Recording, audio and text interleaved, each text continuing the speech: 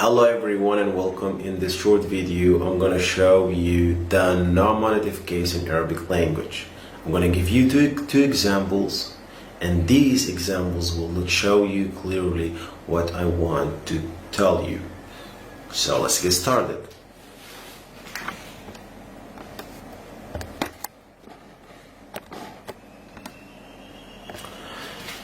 We got two phrases right here.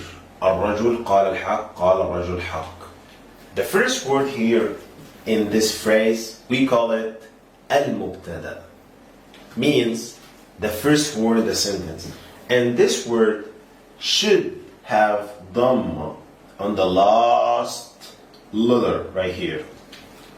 So we have to say الرجل قال الحق. So the word الرجل is a nominative case in Arabic language. We have another type.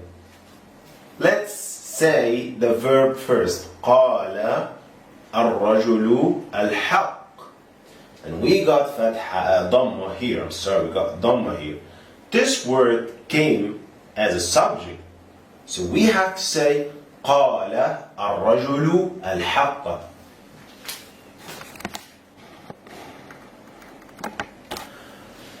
Both of these sentences gives you the same meaning. The man told or said the truth.